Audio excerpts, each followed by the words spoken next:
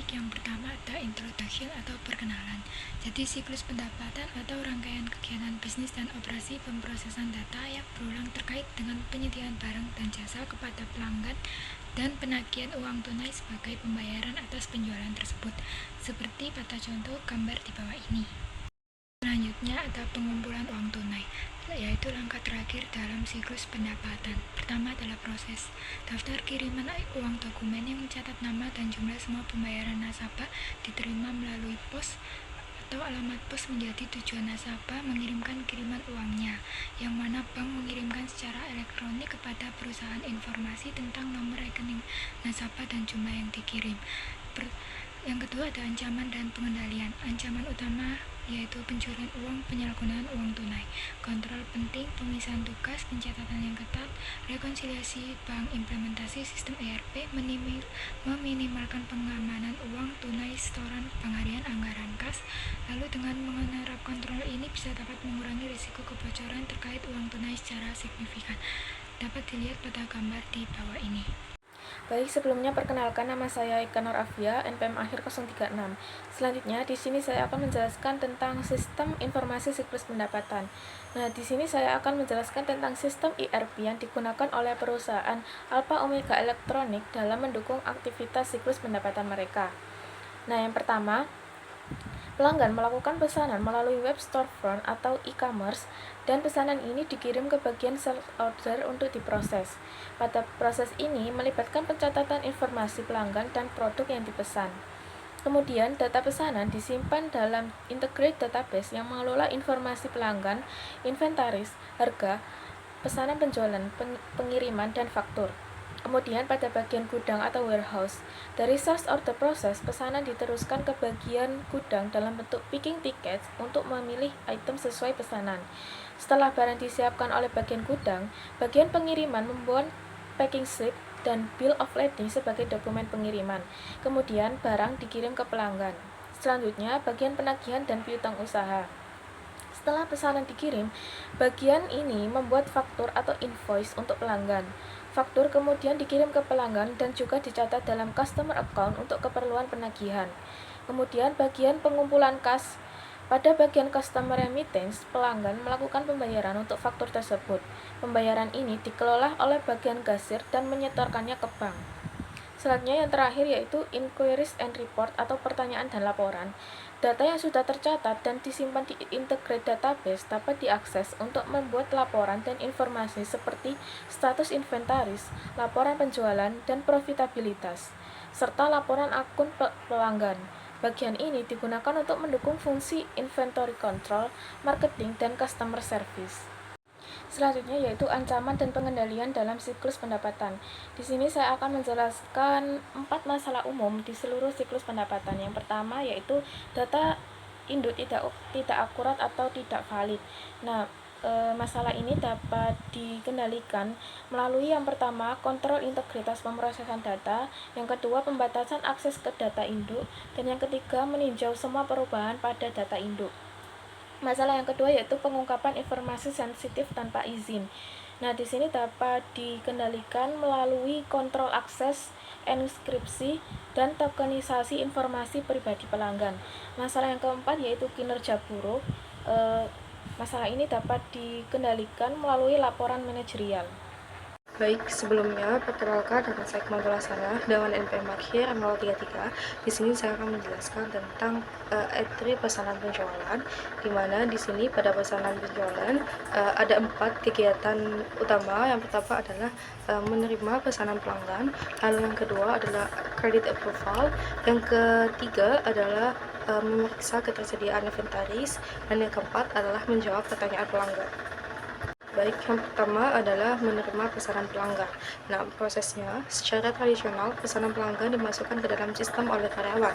Semakin banyak organisasi yang berupaya memanfaatkan TI untuk memungkinkan pelanggan melakukan lebih banyak entry data mereka sendiri.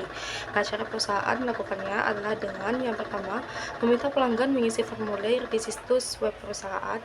Yang kedua, menggunakan pertukaran data elektronik atau EDI untuk mengirimkan pesanan secara elektronik dalam format yang kompatibel dengan sistem pemrosesan pesanan perjalanan penjualan perusahaan.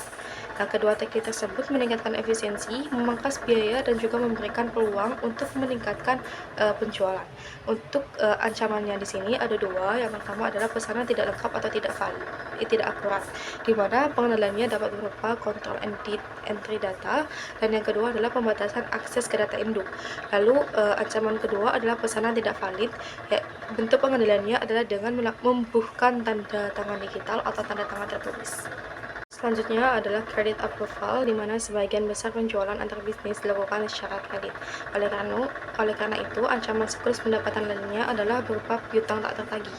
Nah, untuk itu ada beberapa bentuk pengendalian. Yang pertama adalah dengan menerapkan batas kredit, yaitu saldo akun maksimum yang diizinkan yang ingin diberikan manajemen untuk pelanggan berdasarkan riwayat kredit pelanggan tersebut dan kemampuan membayar. Yang kedua, otorisasi khusus untuk menyetujui penjualan kepada pelanggan baru atau penjualan yang melebihi batas kredit pelanggan. Nah, seseorang selain perwakilan penjualan harus secara khusus menyetujui perpanjangan kredit. Untuk menegakkan pemisahan tugas ini, dalam sistem ERP, petugas entry pesanan penjualan harus diberikan akses baca saja ke informasi tentang batas kredit pelanggan individual. Kemampuan untuk benar-benar mengubah batas kredit harus diberikan hanya kepada manajemen kredit. Lalu yang ketiga adalah penuaan piutang, yakni laporan yang berguna untuk melakukan hal ini adalah laporan umum piutang usaha yang mencantumkan saldo akun pelanggan berdasarkan lamanya waktu tunggakan. Selanjutnya adalah mengecek ketersediaan inventaris. Nah, jika persediaan yang cukup tersedia untuk memenuhi pesanan penjualan diselesaikan dan di bidang kuantitas yang tersedia dalam persediaan untuk setiap barang yang dipesan dikurangi dengan jumlah yang dipesan. Dapat terkait pengiriman, pengendalian persediaan, dan pengumpulan kemudian diberitahu tentang penjualan tersebut, dan pengakuan dapat dikirimkan kepada pelanggan. Tapi jika tidak ada persediaan yang cukup untuk memenuhi pesanan tertunda yang mengotorisasi pembelian atau produksi barang-barang tersebut harus dibuat. Lalu, setelah persediaan ditentukan, sistem kemudian membuat tiket pengambilan yang mencantumkan barang-barang dan kuantitas setiap barang yang dipesan pelanggan. Pengambilan tiket mengotorisasi fungsi pengendalian persediaan untuk melepaskan barang dagangan ke departemen pengiriman. Untuk ancaman di sini adalah berupa kehabisan stok atau kelebihan inventaris, di mana bentuk pengendaliannya adalah yang pertama, menggunakan sistem pengendalian persediaan perpetual, yang kedua, menggunakan kode batang atau RFID, lalu ada pelatihan, dan yang keempat ada perhitungan fisik persediaan secara berkala, dan terakhir adalah perakiraan penjualan dan laporan aktivitas. Selanjutnya adalah menjawab pertanyaan pelanggan. Pertanyaan dapat diajukan sebelum atau setelah melakukan pemesanan. Menanggapi pertanyaan pelanggan dengan cepat dan akurat sangat penting bagi keberhasilan jangka panjang perusahaan. Tujuannya adalah untuk mempertahankan pelanggan. Layanan pelanggan sangat penting sehingga banyak perusahaan menggunakan paket perangkat lunak khusus yang disebut Sistem Manajemen Hubungan Pelanggan atau CRM untuk mendukung proses penting ini. Sistem CRM membantu mengatur informasi terperinci tentang pelanggan untuk memfasilitasi layanan yang lebih efisien dan personal. Sistem CRM juga membantu menghasilkan penjualan tambahan. Namun, banyak pertanyaan pelanggan yang bersifat rutin. Akibatnya, perusahaan dapat dan harus menggunakan TI untuk mengotomatiskan tanggapan terhadap pertanyaan umum, seperti pertanyaan tentang saldo akun dan status pesanan, sehingga perwakilan penjualan dan layanan pelanggan dapat memfokuskan waktu dan upaya mereka untuk menangani pertanyaan yang lebih rumit dan tidak rutin. Namun, tidak mungkin untuk mengantisipasi setiap pertanyaan yang mungkin diajukan pelanggan. Oleh karena itu, situs web yang dirancang untuk menyediakan layanan pelanggan harus menyertakan fitur IM atau obrolan untuk memungkinkan pelanggan memperoleh bantuan dan saran ahli secara langsung untuk menangani masalah khusus yang tidak ditangani dengan memuaskan oleh daftar tanya jawab umum. Selanjutnya ada pengiriman, pilihan dan kemasan pesanan. Langkah pertama dalam memenuhi pesanan pelanggan melibatkan menghapuskan barang yang benar dari inventories dan pengemasannya untuk pengiriman. Proses kartu pengambilan yang dihasilkan oleh proses entry pesanan penjualan memicu proses pengembalian dan pengemasan. Pekerja gudang menggunakan kartu pengambilan untuk mengidentifikasi produk mana dan jumlah setiap produk yang akan dikeluarkan dari inventories, lalu mencatat jumlah setiap item yang benar-benar diambil. Inventories kemudian ditransfer ke departemen pengiriman. kirim pesanan. Setelah barang dagang dikeluarkan dari gudang, barang tersebut dikirim ke pelanggan. Proses departemen pengiriman harus dibandingkan jumlah fisik invoice dengan jumlah yang tertera pada tiket pengambilan dan dengan jumlah yang tertera pada pesanan penjualan. Perbedaan dapat terjadi karena barang tidak disimpan di lokasi yang tertera pada tiket pengembalian atau karena catatan invoice tidak akurat. Dalam kasus seperti ini, Departemen Pengiriman perlu melalui pemesanan ulang barang yang hilang dan memasukkan jumlah yang benar yang dikirim pada slip. Dalam siklus pendapatan yaitu penagihan pelanggan. Penagihan yang akurat dan tepat waktu untuk barang dagangan yang dikirim sangatlah penting. Aktivitas penagihan yaitu aktivitas pemrosesan informasi yang mengemas ulang dan merangkum informasi dari aktivitas entry pesanan penjualan dan pengiriman. Hal ini memerlukan informasi dari Departemen Pengiriman yang mengidentifikasi barang dan jumlah yang dikirim dan informasi tentang harga dan persyaratan penjualan khusus dari Departemen Penjualan. Proses dokumen dasar yang dibuat dalam proses penagihan adalah faktur penjualan yang memberitahukan pelanggan tentang jumlah yang harus dibayar dan kemana harus mengirim pembayaran. Ancaman dan kontrol. Salah satu ancaman yang terkait dengan proses pembuatan faktur adalah kegagalan menagih pelanggan yang mengakibatkan hilangnya aset dan kesalahan data tentang penjualan, inventaris, dan piutang.